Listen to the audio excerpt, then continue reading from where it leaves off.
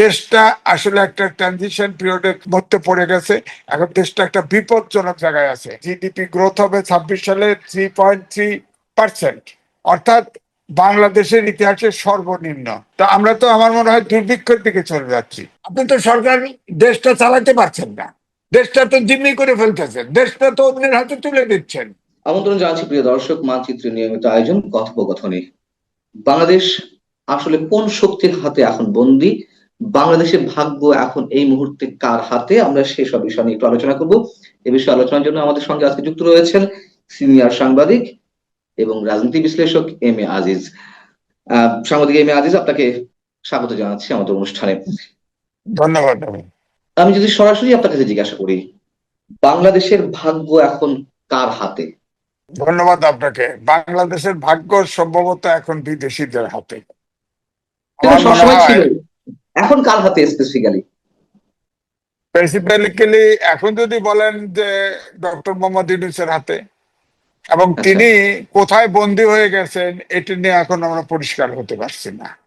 কারণ আমরা করিডোর দিয়েছি, আমরা ডিপ সিপোর্ট দেওয়ার কথা শোনা যাচ্ছে। সুতরাং এগুলি যদি দিয়ে দেওয়া হয় তাহলে তো স্বাভাবিকভাবেই বোঝা যাচ্ছে যে আমরা হয়তো আমেরিকার দিকে ঝুঁকে পড়তেছি, অর্থাৎ আমেরিকার দিকে বন্দী হয়ে যাচ্ছি। করিডোর আমাদের ধরেন এই দেশের কেউ জানে না, একটা অন্তর্বর্তীকালীন সরকার একটা করিডোর দিয়ে দিচ্ছে, কোনো রাজনৈতিক দল জানে না, কিচ্ছু জানে না। তাদের তো ম্যান্ডেটই দেয়, অথচ তারা করিডোর দিয়ে দিচ্ছে। সুতরাং এই দেশটা কোথায় কি অবস্থায় চলে যাচ্ছে না, ধরেন এখানে আপনার মানবিক করিডোর নামে দেওয়া হচ্ছে, সেখানে জান্তার সরকারের সাথে আলোচনা নাই। এখন আরাকান, আমেরিকা তো আরাকানকে ওখানে চীন আছে, আপনি করিডোর দিবেন, ওখানে নাকি দুর্ভিক্ষ হবে, সমস্যা হবে। তো আপনি এয়ারড্রপ করতেন, আপনি সমুদ্র দিয়ে যাইতেন, আপনি চীন দিয়ে ঢুকতেন, ভারত দিয়ে ঢুকতেন। হ্যাঁ, বাংলাদেশ দিয়ে করিডোর দিতে হবে কেন? এবং প্রতি মাসে প্রায় 6,000 থেকে 9,000 পর্যন্ত রোহিঙ্গা এখন আসতেছে। সুতরাং আমরা কোথায় যাচ্ছি এটা বলা মুশকিল। এদিকে নির্বাচন নিয়ে রোড ম্যাপ, এবং নির্বাচন নিয়ে আপনি দেখলেন যে গত আপনার পরশুদিন আপনার যেসব ঘটনা ঘটে গেল আমাদের চোখের সামনে, যে আপনার 144 ভেঙে আপনার জমায়েত করা হলো। আমার কাছে মনে হয় যে 2013 সালে গণজাগরণ মঞ্চ হয়েছিল, সেখানে কিন্তু আপনার ডাক্তার এমরে সরকার, তিনি তখন কিন্তু ওটার নেতৃত্বে ছিলেন, এবং ওইটা সরকারি পৃষ্ঠপোষকতায় কিন্তু আয়োজিত হয়। সেখানে ধরেন খাবার সাপ্লাই দেওয়া হয়, নিরাপত্তা দেওয়া হয়, এবং সেখানে ছাত্রলীগ, আপনার ব্লগার, বাম রাজনৈতিক দল, ছাত্ররা ওটার ভিতরে ছিল। তো শেষ পর্যন্ত যখন পাবলিক টয়লেটও নির্মাণ করে দেওয়া হয়েছিল, প্যাকেটে প্যাকেটে টয়লেট, পানিও পৌঁছে দেওয়া হয়েছিল। হ্যাঁ, সবকিছু আয়োজন করে দেওয়া হয়েছে।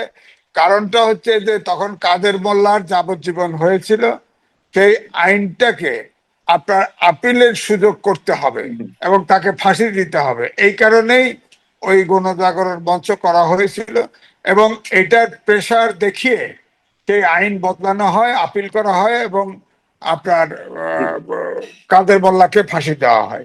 তখন কিন্তু এই গণজাগরণ মঞ্চ এখন নাই, ইমরান সরকারেরও কোনো হদিশ নাই, সে এখন বিদেশে আছে।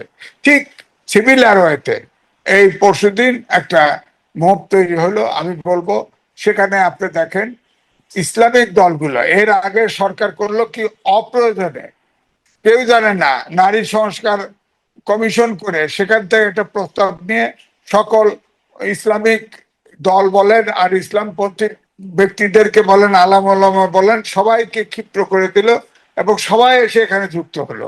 এবং সেখানে দেখা গেল আনসারুল্লাহ বাংলা টিমের প্রধানও সেখানে শরিক হয়, এবং সব ইসলামিক দলগুলি, এবং সেখানে স্লোগান, পতাকা, জাতীয় সঙ্গীত প্রচারে বাধা দেওয়া হয়।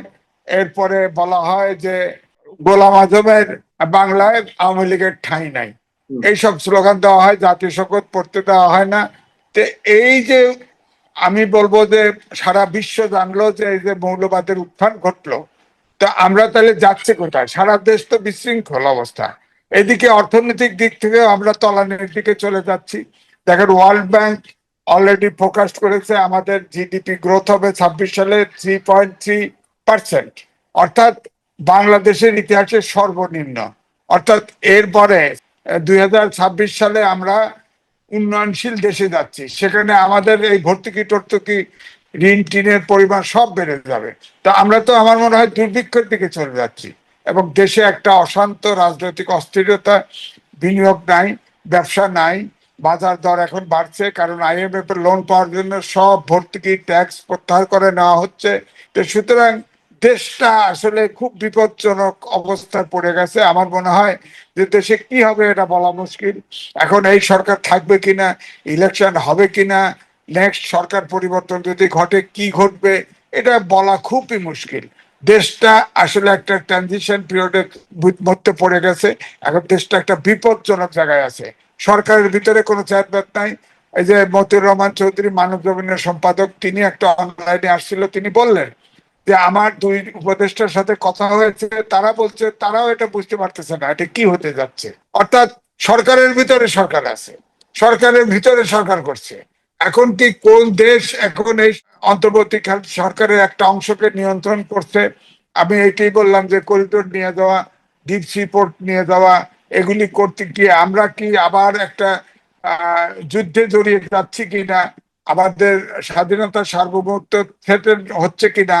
এমনিতে তো আপনি জানেন যে আরাকান, আপনার আমাদের হিল ট্যাক্স, তিব্বত, মিজোরাম, এগুলো মিলে কিন্তু একটা দেশ করার প্ল্যান কিন্তু আমেরিকার বহু আগের থেকে। আজ থেকে 15 বছর আগে আমি চিটাগাং হিল থেকে শুরু করে শেরপুর পর্যন্ত মুভ করেছি, এবং 5-6টা রিপোর্টও করেছি।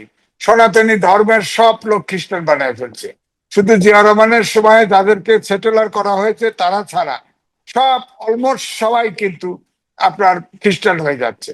সুতরাং আমরা কি সেই আলাদা কোনো একটা রাষ্ট্র তৈরির প্রসেসে ঢুকে যাচ্ছি কিনা, এটা আসলে একদমই ধোঁয়াশা। এটা বলা খুবই মুশকিল, কনক্লুশন টানা খুবই মুশকিল। আমরা একটাই বলছি যে আমার মনে হয় যে এই ডক্টর ইউনূস সরকার, আমার মনে হয় বিদেশি, বিশেষ করে আমেরিকান ট্র্যাপে পড়ে গেছে, এবং এইগুলো করতে গেলে সামনে চীন আছে, ভারত আছে, আপনার মায়ানমার জান্তা আছে, আরাকান আছে, আমাদের এখানে রোহিঙ্গা বাড়ছেই, দিন দিন বাড়ছেই। আমরা কোথায় যাচ্ছি, কি কি অবস্থায় যাচ্ছি, আমরা আমাদের কোনো অন্তত পক্ষে কুল করার আর দেখতে পাচ্ছি না। আমরা ভয়ঙ্কর সংকটের মধ্যে আছি। সাংবাদিক ইমা আজিজ, আমি খুব পার্সোনাল জায়গা থেকে একটি মন্তব্য করে প্রশ্নটা আপনাকে করছি। আমি আপনার সঙ্গে তো আমার সম্পর্ক কম দিনের নয়, দীর্ঘ 20 বছর, কম করে হলো 20 থেকে 25 বছর। আহ আপনাকে কখনো এরকম হতাশ হয়ে আমি কথা বলতে দেখিনি। এই মুহূর্তে আপনি যে কথাগুলো বলছেন, আসলে কি আমরা সবাই হতাশ হওয়ার কোনো জায়গা আছে কিনা, সেই উত্তর আপনি এর মধ্যে দিয়ে দিয়েছেন। আমার প্রশ্ন হচ্ছে, আপনি যে কথা বললেন যে আমরা আমেরিকার ট্র্যাপে পড়তে যাচ্ছি কিনা, বা ডক্টর মোহাম্মদ ইউনূস সাহেব আমেরিকার ট্র্যাপে পড়তে যাচ্ছেন কিনা, আমরা কি ট্র্যাপে পড়তে যাচ্ছি নাকি নিজেদেরকে ট্র্যাপে ইচ্ছাকৃতভাবে জড়িয়ে ফেলছি? আমার মনে হয় ক্ষমতা বাড়ানোর জন্য, সময় বাড়ানোর জন্য আমরা নিজেরাই অনেক শর্ত মেনে নিচ্ছি। আমরা হয়তো এখনো দৃশ্যমান হচ্ছে না, যেমন করিডোর।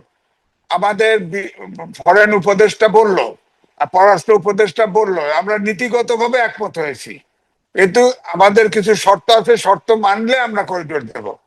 আমার বক্তব্য হচ্ছে এই 21 জনকে কে দায়িত্ব দিল? একটা ভূখণ্ড অন্যের হাতে তুলে দেওয়ার দায়িত্ব কে দিল আপনি বলেন? আমি হতাশ না। আমি দেখেন, মুক্তিযুদ্ধের সময়ও কিন্তু মানুষ এই পাকিস্তানের নির্যাতনের পরে এরকম একটা মাঠ টাইম অবস্থায় চলে গেছিল, কি করে কি না করে, শেষ পর্যন্ত কিন্তু মুক্তিযুদ্ধে জড়িয়ে যায়, দেশ স্বাধীন হয়, এবং সেই স্বাধীনতার বিরুদ্ধেও কথা হচ্ছে। আপনি দেখেন পরশুদিনের যে সম্মেলন, সেখানে আপনি খেয়াল করে দেখেন, বলল গোলাম আজমের বাংলায় আওয়ামী লীগের ঠাঁই নাই, এইসব স্লোগান, জাতীয় সঙ্গীত পড়া যাবে না, এগুলো কি? আপনার সব আপনার দেশের 71-এর, আবার আপনি দেখেন মাহফুজ আলম আপনার উপদেষ্টা, তিনি আপনার ফেসবুকে আপনার স্ট্যাটাস দিলেন, বললেন যে 71-এর গণহত্যাকারীদেরকেও তাদের অবস্থান পরিষ্কার করতে হবে, তাদেরকেও ক্ষমা চাইতে হবে। আবার কোন অদৃশ্য শক্তির প্রেসারে তিনি কিন্তু আবার সেটা প্রত্যাহার করে নিলেন। তো সেটা ঠিক দিয়েছিল। আমার কথা হচ্ছে যে এই যে আওয়ামী লীগ গণহত্যাকারী, তাদের তো বিচার হতেই হবে। তাদের কিন্তু এই দেশে এটা ঠিক আছে, রাজনীতি করার অধিকার নাই, কারণ তারা গণহত্যা করেছে। ঠিক 71 সালেও তো গণহত্যা করেছে। প্রাদেশিক সরকারের 3 জন মন্ত্রী ছিল জামাতের, তারা সিদ্ধান্ত নিয়ে পাকিস্তান সরকারকে সহযোগিতা করেছে এবং এই দেশে গণহত্যা চালিয়েছে। তো তাদের বিচার হবে না কেন, এই প্রশ্ন তো উঠেছে এখন। তো এখন তাহলে এত প্রশ্নের মীমাংসা এই সময় কিভাবে দিবেন? আপনি গণ অভ্যুত্থান, ফেসিবাদের বিরুদ্ধে গণ অভ্যুত্থানের সব রাজনৈতিক দল জনগণ একমত হয়েছিল, এবং গত পরশুদিনের এই 144 ভেঙে আপনার এই আকস্মিক আপনার আওয়ামী লীগকে নিষিদ্ধ করার স্লোগান তুলে আপনার সেখানে সব ইসলামপন্থীরা এই হাসরাত আব্দুল্লাহ পিছনের সামনে দেখা গেল, খুব ছাত্র দেখা গেল না, তাদের পিছনে থেকে এই যে নানান রকম সমস্যার ডালপালা এখন মেলছে, এটার সমাধানটা কোথায়? সমাধান আমি মনে করি কোন কোন কোরামিন দেওয়া সম্ভব। তো উনি তো ইলেকশন দিতে চাইছে, এখন রোডম্যাপ দেয় না কেন? পরিষ্কার করে নির্বাচনটা দিয়ে উনি তো পারলেন না। 9 মাস, 9 মাস একটাইতে ফেসিবাদের দ্বারা গণহত্যা করেছে। এ পর্যন্ত একটি মামলায় কোনো চার্জশিট দিতে পারে না এই সরকার।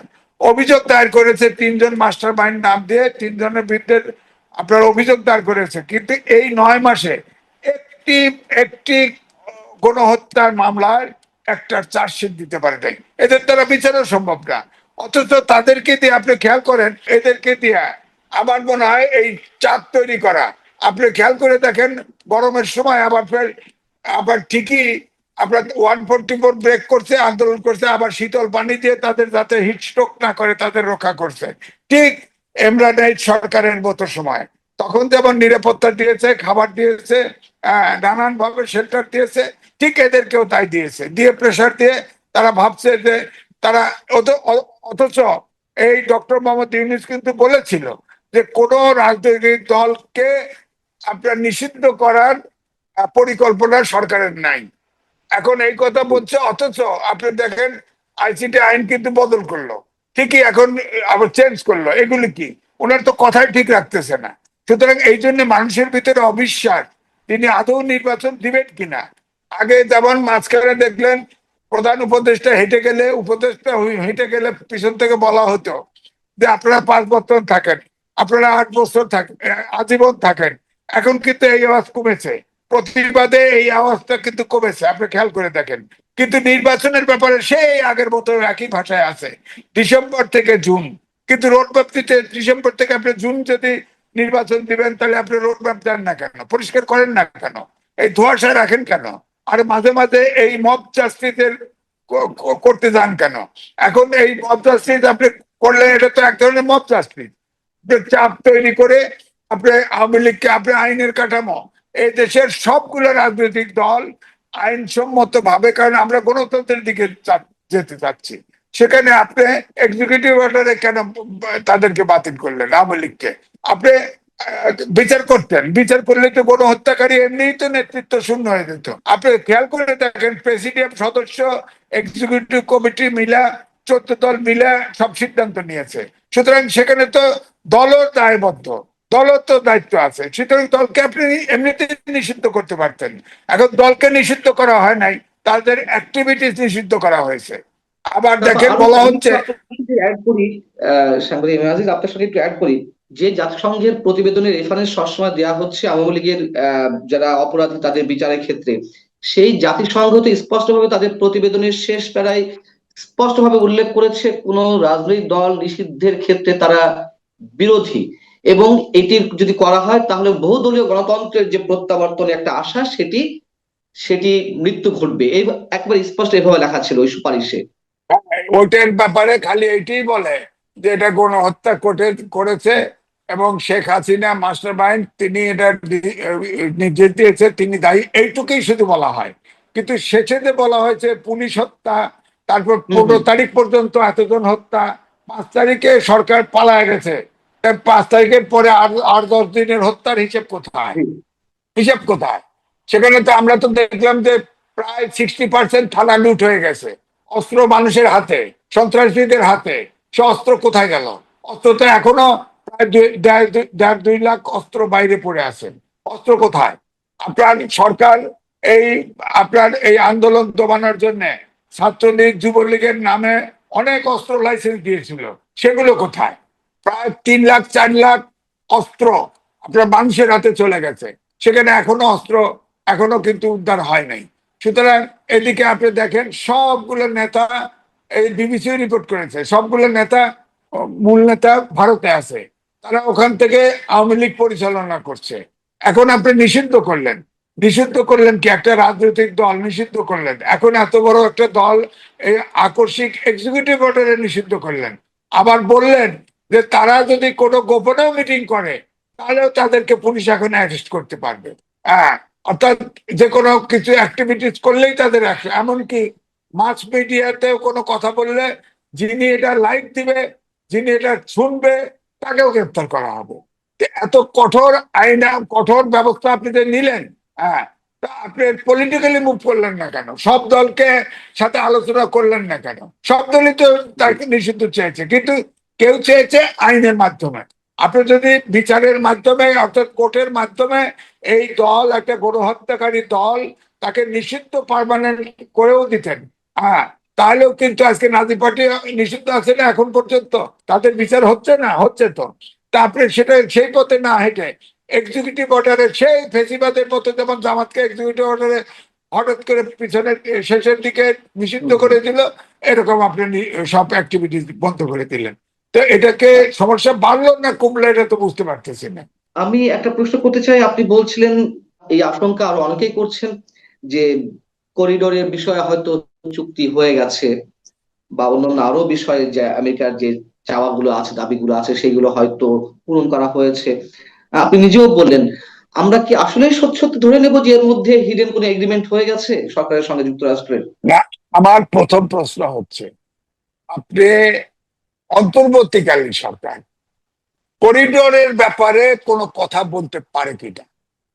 আপনি এই সরকারটা সব রাজনৈতিক দলের, জনগণের, সবার সমর্থিত সরকার।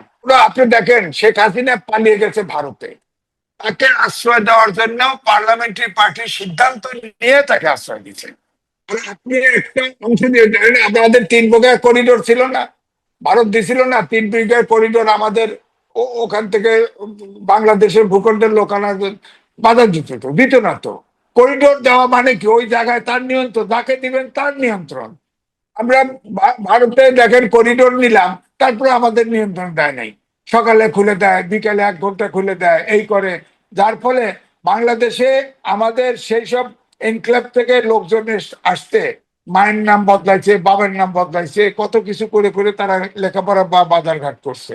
তো সুতরাং আমার বক্তব্য হচ্ছে, আপনি করিডোর দিলেন, আপনার তো ম্যান্ডেট নাই করিডোর দেওয়া। আপনি একটা দেশের একটা অংশ লিখে দিবেন, বলা হচ্ছে মানবিক করিডোর, খাদ্য সাপ্লাই দিবেন। খাদ্য সাপ্লাই দিবেন, এখনই তো আপনি আরাকান আর্মি ঢুকে পড়ছে তো, বোম ফাটাই তো। তো তো এগুলো এখন কি করবেন? এখন যদি জানতার সাথে কি আমরা আমি যুদ্ধে একটু জড়াবো? নিশ্চিত যাচ্ছি, সাংবাদিক মেয়াজি, আমি একটু নিশ্চিত হতে যাচ্ছি যে গুঞ্জনগুলো ছড়াচ্ছে যে আমেরিকান সৈন্য ঢুকে পড়েছে সিলেটের একটি জায়গা থেকে, তারা বাস ভর্তি করে আমেরিকান সৈন্য যাচ্ছে, এইগুলো কি আসলেই সত্য? না, এগুলো বলা মুশকিল, কারণ এটা গুজবও হতে পারে। তবে আমিও যেটা শুনেছি যে অলরেডি আপনার করিডোর দিয়ে ও এখানে খাদ্যশস্য বা অস্ত্র কি আছে না আছে ওখানে গেছে, এটা শোনা যাচ্ছে। এখন আদৌ গেছে কিনা, এগ্রিমেন্ট করে ফেলছে কিনা গোপনে, এটাও তো জানি না। এটা তো কোনোভাবেই রাজনৈতিক দলগুলোর সাথে এই সরকার আলোচনা করতেছে না। সবগুলো দল থেকে এটা দাবি উঠেছে, রাজনৈতিক দলের সাথে বসা, আলোচনা করা। আলোচনা নাই। এই ওনারা ওনারা একটা অ্যাডভাইজারি কমিটি করছে, অন্তর্বর্তীকালীন সরকার করছে। এর ভিতরে 3 ভাগের 1 ভাগ হলো দ্বৈত নাগরিক। এরা তো আমাদের দেশের লোক না, পুরোপুরি অদ্বৈত নাগরিক। তারা এখন আমাদের দেশে আসে, বিদেশে থেকে আসে আমাদের দেশে। সব আমার কাছে মনে হচ্ছে যে সবাই এখন বিদেশের এজেন্ট হিসাবে কাজ করতেছে। সুতরাং এর থেকে আমার মনে হচ্ছে যে ঠিকই আছে, ডিসেম্বর পর্যন্ত শুরু, ডিসেম্বরের পরে আমি যেটা বুঝতে পারছি যে রাজনৈতিক দলগুলো নামবে। এবং 1-11-এর সরকার যে মহিউদ্দিন ফারুকের, ফখরুদ্দিনের যে অবস্থা হয়েছে, তার চেয়েও ভয়াবহ অবস্থা হবে যদি নির্বাচন সঠিকভাবে না দেয়। ডক্টর মোহাম্মদ ইউনূস। আমার তো আসলে প্রশ্ন করার কিছু নেই, আপনি সব আগে থেকে বলে দিয়েছেন, আপনি ফোরকাস্টিং করে রাখছেন। এবং তাহলে আমাদের খুব স্বাভাবিক প্রক্রিয়ায় উত্তরণের কোনো পথ নেই, আবারও মানুষকে রাজপথে নামতে হবে, রাজনৈতিক দলগুলোকে আন্দোলন করতে হবে। এবং হয়তো সেই সময় খুব বেশি নয়, আপনি তো টাইম ফ্রেম বেঁধেই দিচ্ছেন ডিসেম্বরের মধ্যে। আপনি তো সরকার দেশটা চালাতে পারছেন না, দেশটা তো জিম্মি করে ফেলতেছেন, দেশটা তো অন্যের হাতে তুলে দিচ্ছেন। সুতরাং এখন তো আমি বলবো রাজনৈতিক দলগুলোর দায়িত্ব দেশকে রক্ষা করা। কারণ এই বিদেশি, আমি বলবো এটাকে নাম দিচ্ছি আমি আন্তর্জাতিক সরকার। কারণ এখানের ভিতরে আপনি দেখেন বিদেশি নাগরিক সব করতেছে। আপনার তার সরকারের অন্তর্বর্তীকালীন সরকারের মধ্যেও আছে, আবার তাদের সহযোগী যত কমিশন আছে কমিশনের মধ্যেও আছে সব বিদেশি নাগরিক। বিদেশি নাগরিকরা তো কাজ করতেছে, এরা তো দেশের সাথে তাদের, যে দেশের নাগরিক তার তার প্রতি তার অনুগত আছে না। ওই যে আনোয়ার চৌধুরী ছিল ব্রিটেনের, বাংলাদেশি আহ, ছিল, ব্রিটেনের মতো অ্যাম্বাসেডর হয়ে আসছিল। সে কি আপনি দেখছেন কোনোদিন বাংলাদেশের পক্ষে কথা বলছে? সে সে ব্রিটেন, ব্রিটিশ, সে ব্রিটিশের নাগরিক, ব্রিটিশ। সে ব্রিটেন থেকে বাংলাদেশ আসে, তাকে তো বলবো ভয় দেখানোর জন্য কোনো চেঞ্জ তার ভিতরে হয়নি। সুতরাং এটা বাংলাদেশি না যে বিক্রি হয়ে যাবে। যখন ভিন দেশে ধরেন কানাডা বলেন, আমেরিকা বলেন, অন্য দেশে যে সব দেশেই বলেন, যদি নাগরিকত্ব নেয় তাকে ওত দিতে হয়, সে তার বাইরে আসতে পারবে না। তো সে তো সুতরাং এখন তো আপনার এই আপনিই বলেন, আপনি মুক্তিযুদ্ধ করে দেশ স্বাধীন হয়েছে, আপনার সংবিধান করে দিচ্ছে, সংবিধানের প্রধান ব্যক্তি হচ্ছে আমেরিকান সিটিজেন। আপনি বলেন কি করবেন? আপনি নির্বাচন ব্যবস্থার সংস্কার কমিশন করছেন, সেখানে বদিউল আলম মজুমদার, তিনি আমেরিকান সিটিজেন। আপনি বলেন, এই যে তারপরে এই যে আহ, আহ, আমাদের নারী উপদেষ্টা আছেন, হ্যাঁ, ওনারা, হ্যাঁ হ্যাঁ। তো সুতরাং এছাড়া আমার বিল্ডিং এও বসে আছে একজন, সেও তো আমেরিকান নাগরিক। তো সুতরাং এখানে তো ভরা আছে, আমার বিল্ডিং এও আছে পাশ করে একজন, সে এখন বোধহয় সরকারি কোয়ার্টারে যাচ্ছে। হ্যাঁ। তো সুতরাং আমি তো বলবো এইটা একটা আন্তর্জাতিক, ডক্টর মোহাম্মদ ইউনূস আপনার ইংরেজি দেখলেই উনি দুর্বল হয়, বিদেশি দেখলে উনি খুশি। সব ব্রেনি লোক নাকি বিদেশে আছে।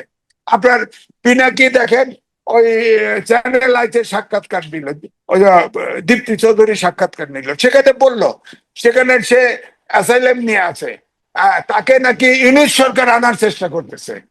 তিনি তার বক্তব্য হচ্ছে আমি দেশে গিয়ে কি করব, কি খাবো, আমার তো এখানে চাকরি করি, আমার তো আয় আছে। হ্যাঁ, আয়ন সরকার চাচ্ছে জাতির উদ্ধারের জন্য উনি হয়তো বাংলাদেশে চলে আসবে। আপনি বলেন তো দেখি, এইভাবে যদি সব বিদেশিদের দিয়ে যে সরকার চালানো শুরু হয়, তাহলে স্বাধীন দেশটা কোথায় রইলো? আপনি আমাকে বলেন, স্বাধীন দেশটা কোথায় হলো? আহ, আমি শেষ করব। সাংবাদিক আজিজ, আপনার কথা পরিপ্রেক্ষিতে আসলে প্রশ্নের উত্তর খুব কম মানুষের সম্ভবত জানা আছে, আপনি যে প্রশ্নগুলো উত্তরের মধ্য দিয়ে নিজে তৈরি করলেন। আমার শেষ প্রশ্ন একটি, সেটা হচ্ছে যে রাজনৈতিক দলগুলো কি তাদের রোল গুলো ঠিক মতো প্লে করতে পারছে? যদি না করে থাকে তাহলে কেন পারছে না? না, সেটা হচ্ছে যে আপনার খেয়াল করে দেখেন, নিবন্ধিত দল না, জামাতও নিবন্ধিত না, এনসিপিও নিবন্ধিত না, অথচ এনসিপি যা চাচ্ছে অন্তর্বর্তীকালীন সরকার তাই করতেছে। ডক্টর মোহাম্মদ ইউনূস এবং অন্তর্বর্তীকালীন সরকারের পক্ষ থেকে যা বলা হয়, এনসিপি দাবি করলে সেটা উল্টে যাচ্ছে। এখন আপনি শিওর থাকেন যে এই যে আওয়ামী লীগকে নিষিদ্ধ করা হলো, অ্যাক্টিভিটিস নিষিদ্ধ করা হলো, এরপরে রাষ্ট্রপতিকে তাড়ানোর জন্য নামবে, আপনি দেখবেন তার জন্য নামবে। তারপর দেখবেন যে আওয়ামী লীগের অফিস দখল করে বসে আছে। কি করবেন আপনি? দেশটা আওয়ামী তো লীগের একদম, অফিস দখল হচ্ছে, বিভিন্ন জায়গায় দেখলাম যে এনসিপির নেতা কর্মীরা গিয়ে ওখানে জাতীয় নাগরিক কমিটির সাইনবোর্ড ঝুলিয়ে দিচ্ছে। ওইটাই দখল করবে। আপনি চিন্তা করেন, অর্থাৎ সারা দেশটাই ছাত্রদেরকে ব্যবহার করতেছে। আপনি ডক্টর মোহাম্মদ ইউনূস কি একবারও বলছে ছাত্রদের, বাবারা তোমরা পড়াশোনাও করো, তোমরা দেশও চালাও? তা তো করতেছে না, এখন ছাত্ররা দেশ চালানো ব্যস্ত। আপনি চিন্তা করেন যে ক্লাস 8 থেকে মাস্টার পর্যন্ত এই ছেলেরা এখন রাষ্ট্র চালায়। প্রত্যেকটা, আপনি চিন্তা করেন, প্রত্যেকটা মিনিস্ট্রিতে এই ছাত্র করে নিয়োগ দেওয়া হয়েছে, এবং তারা সব অপকর্মের সাথে যুক্ত হয়ে গেছে। আপনি দেখেন, আমরা বলছি না সালমান রহমান দরবেশ আর এক দরবেশ, আপনারা দেখেন 400 কোটি টাকা বাড়িয়ে দিয়ে পাইয়ে গেছে, বিচার নেই, এগুলো বিচার হচ্ছে না, খেয়াল করেন। তারা আবার নিজেরা তদন্ত করে, নিজেরা তো, একটারও বিচার হচ্ছে? এটা পত্রিকাগুলো লিখতেছে না, রেলওয়েতে ইন্টারমিডিয়েট পাস 3টে বসায় দিছে উপদেষ্টা করে, 3টা ছাত্র ইন্টারমিডিয়েট পাস, এখন রেলওয়ের সবকিছু ইজারা দিয়ে খাচ্ছে তারা।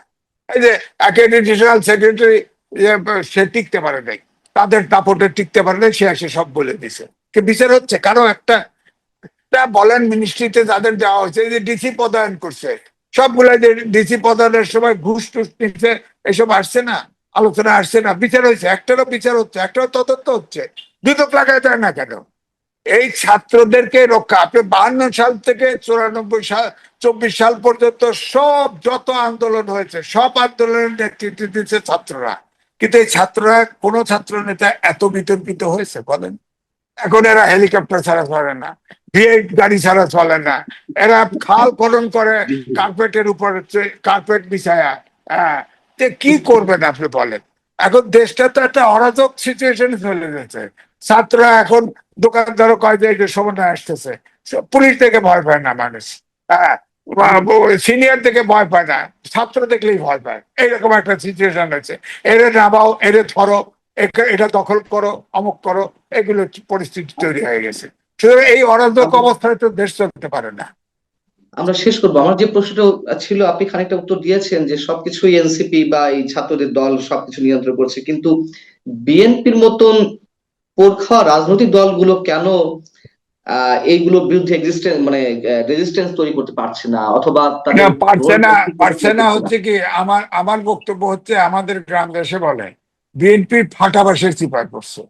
অর্থাৎ বিএনপি যদি মাঠে নামে, এটা ঠিক, এই সরকারের টিকা আসলেই কঠিন, তো কঠিন। চিপা পড়লো কেন? কিন্তু কিন্তু চিপা কিন্তু পড়লো কেমন করে? চিপা হলো, অর্থাৎ এই সরকারকে ধাক্কা দিয়ে ফালাই দিলে রাজনৈতিক শূন্যতা তৈরি হয়, তখন তো জি। শূন্য জায়গায় শূন্য থাকবে না, কেউ তো এসে পড়বে তখন। তাহলে রাজনৈতিক দল বড় দল হয়ে লাভ হলো কি? আবার এখন ধরেন এই গত 65 দিনের আন্দোলনে আপনার মৌলবাদীদেরকে তো সামনে নিয়ে আসছে, এরা তো দেশের স্বাধীনতাই বিশ্বাস করে না, 71-এ বিশ্বাস করে না। আপনি কোন আমরা জায়গায় নিয়ে গেলেন দেশটা? এখন তো সংঘাত। আমি তো মনে হয় যে একটা গৃহযুদ্ধের দিকে দেশ চলে না যেতে পারে, এরকম একটা সিচুয়েশন তৈরি করে ফেলছে, সবার ভিতরে অনাস্থা, অবিশ্বাস। আমরা শেষ করবো। অনেক অনেক ধন্যবাদ সাংবাদিক আমি আজিজ, অসংখ্য ধন্যবাদ আপনার আউট স্পোকেন যেই কথাবার্তা গুলো।